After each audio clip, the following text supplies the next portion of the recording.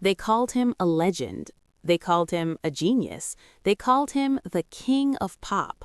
But now, they're asking a different question. Are we about to see the real story or just the version they want us to believe? This is the story behind the storm surrounding the new Michael Jackson biopic.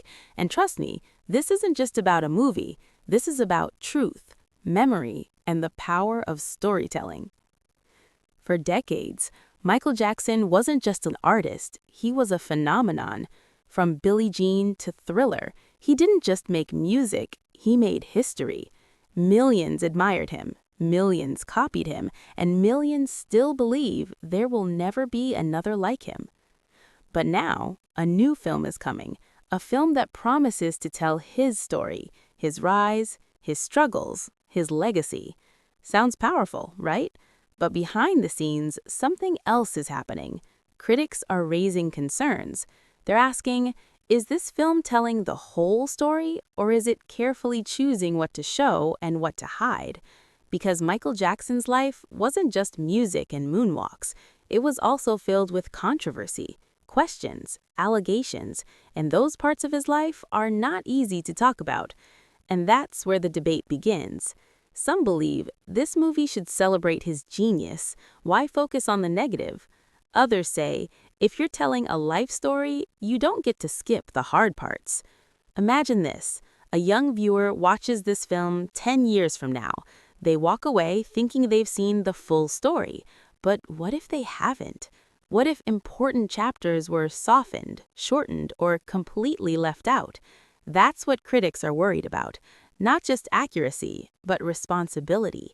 Because movies like this don't just entertain, they shape memory, they shape history, and sometimes they shape what people believe is true.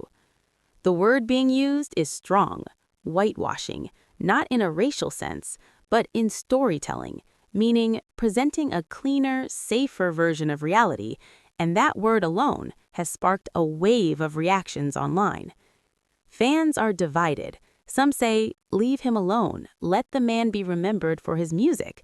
Others respond, but ignoring the full story isn't respect, it's rewriting history. And suddenly, this film is no longer just a biopic, it's a battleground. Because this raises a bigger question. Can you separate the artist from the controversy? Can you celebrate the music without acknowledging the shadows? Or do we owe the truth even when it's uncomfortable? The filmmakers haven't stayed silent. They insist the film is respectful, carefully crafted, focused on legacy. But critics say that's exactly the problem, because when something is carefully crafted, it can also be carefully controlled.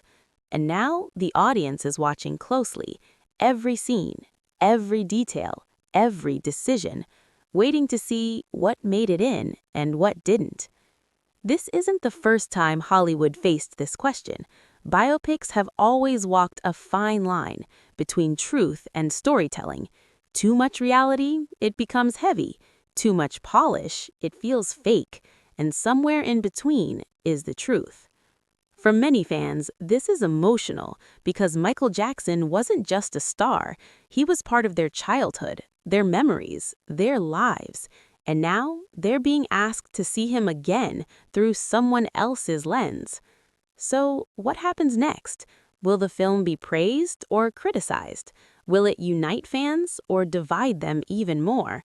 No one knows yet, but one thing is clear. People are paying attention. Because this isn't just about one man or one movie. It's about how we tell stories, how we remember legends, and how much of the truth we're willing to face. So when this film releases, ask yourself one question. Am I watching the full story or just the version they chose to show me? Because sometimes what's left out speaks louder than what's shown. What do you think? Should biopics show everything or focus only on the legacy? Comment below, and don't forget to share, because this conversation is just getting started.